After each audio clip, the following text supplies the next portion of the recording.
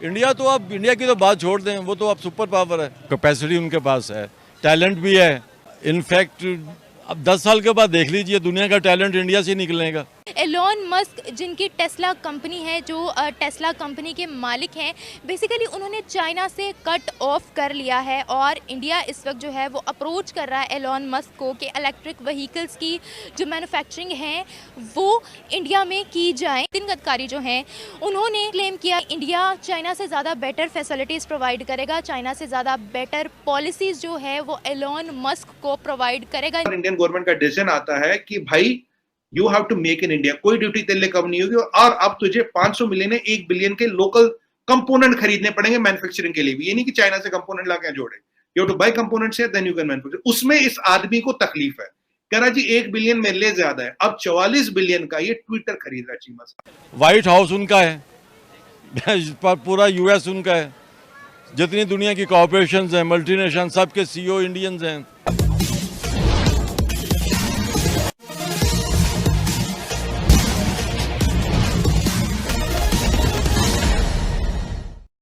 भारत की आर्थिक ताकत जिस तरह दिनों दिन बढ़ रही है, उसके चलते अब भारतीयों का प्रभाव भी पूरी दुनिया पर बढ़ रहा है।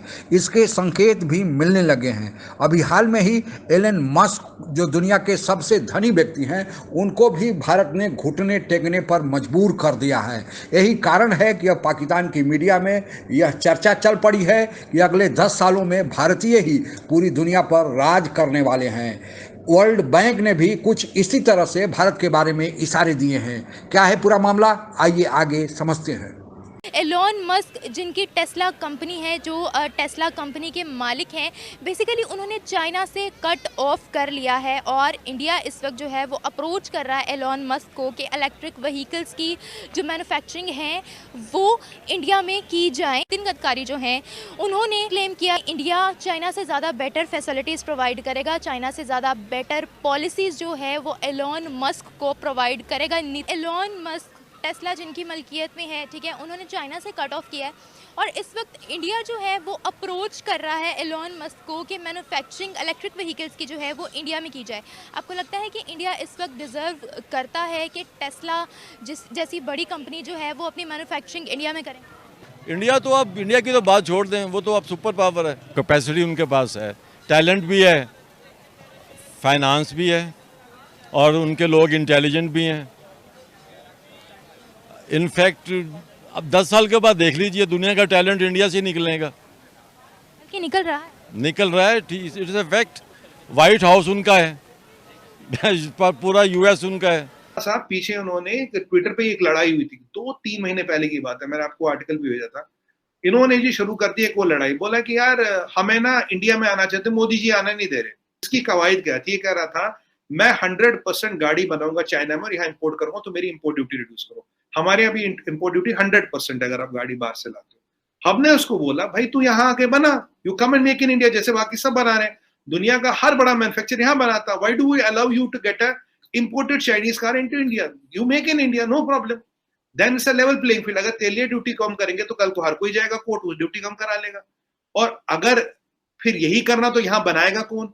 Indian automobile contribute 7% of the GDP, 7% GDP का कंट्रीब्यूट करता, मिलियंस ऑफ जॉब्स क्रिएट करता। तो देन इसका गेम प्लान क्या था कि अगर इसकी ड्यूटी कम करे, सबकी करनी पड़ेगी, इवेंचुअली मैन्युफैक्चरिंग बेसिस रिवॉर्ड करेंगे लोग, और कहीं बनाएंगे, ठीक है जी। फिर at the right point of time EVs ईवीज मार्केट में आएंगी, 20-30% प्राइस गिराएगा, बैक बाय चाइनीज सीसीपी। जैसे ही प्राइस गिर गया चीमा साहब, गेम क्या थी? सड़क तो आपने बिलियंस ऑफ डॉलर लगा के बनाई, गाड़ी तो चाइना से आएगी। तब that would have wiped out the Indian automobile industry, इसकी मोनोपोली हो जाती। चाइनीज के लिए 10-20-30 बिलियन डॉलर का गेम खेलना कोई बहुत बड़ी बात थी, वो हर जगह खेल चुके हैं। तो हमने इनको मना कर दिया। मैंने इस पे नेशनल टीवी पे डिबेट हुआ, फिर मैंने एक आर्टिकल भी लिखा था और मैंने पीएमओ अपने निर्मला सीतारमन जी को सबको टैग किया था।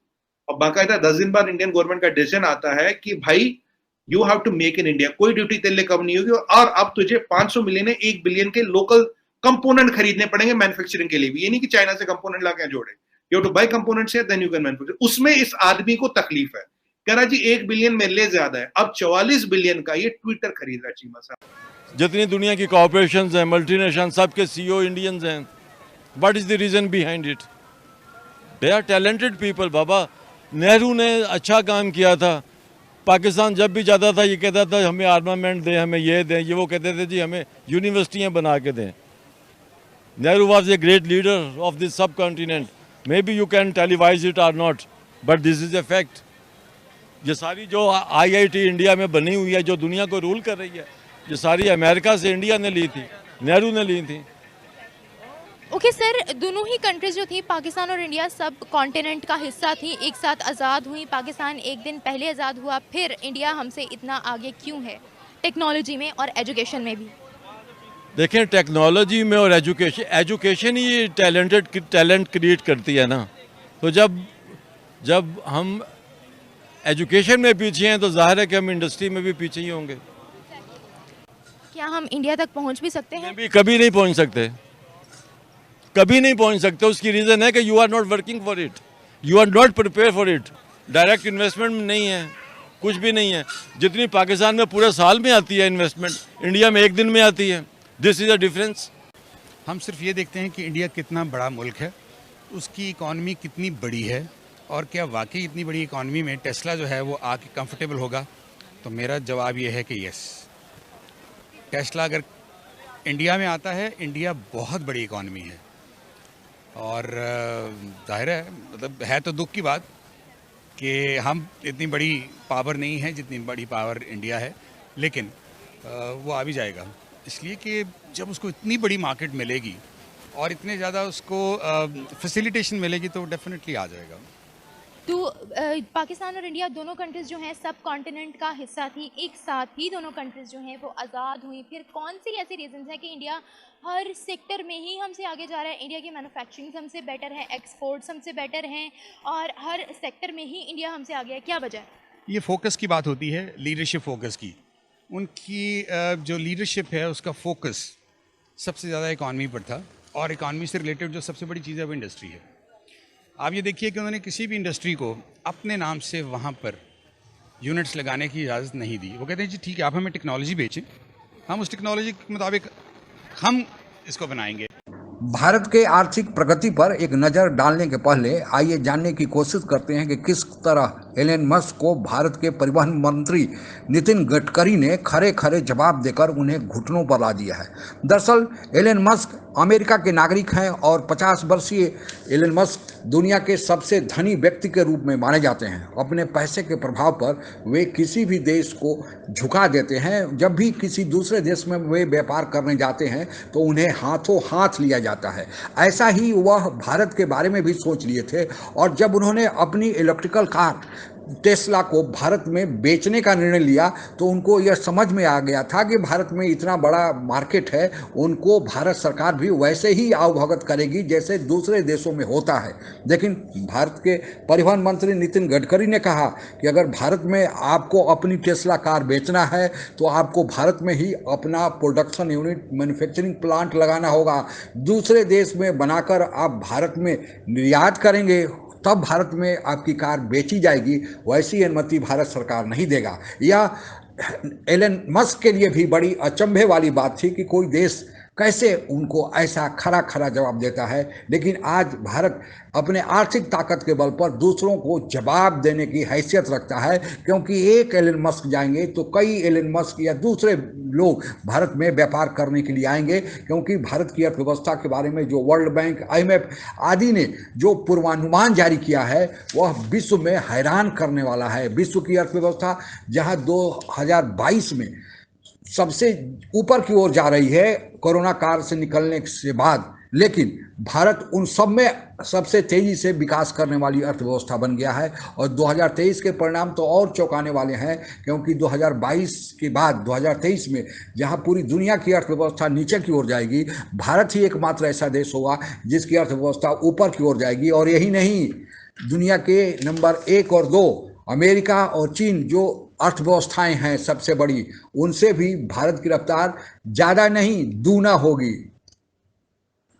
इस महामारी से उबरने के बाद इंटरनेशनल मॉनेटरी फंड यानी IMF ने दुनिया के बड़े देशों के अर्थव्यवस्था के बारे में जो पूर्वानुमान जारी किया है उसमें यह बताया गया है कि 2022 में दुनिया में जितने भी बड़े देश हैं उन देशों के अर्थव्यवस्था में जो विकास की दर होगी उनमें सबसे ज़्यादा विकास की दर यानी GDP के हिसाब से भारत का होगा। भारत का विकास दर 8.3 होगा। दुनिया की दो सबसे बड़ी अर्थव्यवस्था यानी पहले नंबर पर अमेरिका और दूसरे नंबर पर चीन, इन दोनों देशों की अर्थव्यवस्था के जो विकास की दर होगी वह भारत के विकास दर की आधी होगी। यानी भारत का विकास दर 2022 में 8.3 है तो इन देशों की अर्थव्यवस्था 4 के आसपास रहेगी।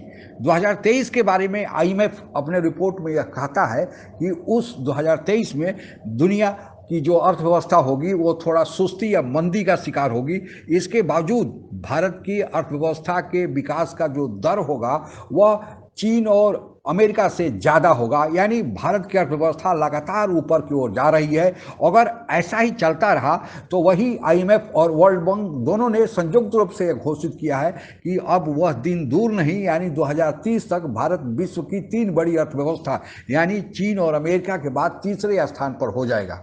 भारत को जो मेक इन इंडिया कार्यक्रम में जो सहयोग मिल रहा है उसके 2 मुख्य कारण हैं। पहला कि भारत को अब दुनिया ने आर्थिक सुपर पावर यानी इकोनॉमिक सुपर पावर के रूप में एक स्वीकार कर लिया है, भारत को आर्थिक महाशक्ति मान लिया है और यही कारण है कि दुनिया भारत को अब एक बड़ी अपने इन्वेस्टमेंट के लिए भारत के साथ व्यापार करने के लिए एक बहुत बड़ा सफल एक देश मान रही है। और दूसरा, भारत ने यह साबित कर दिया है कि भारत चीन के विकल्प के रूप में तैयार है।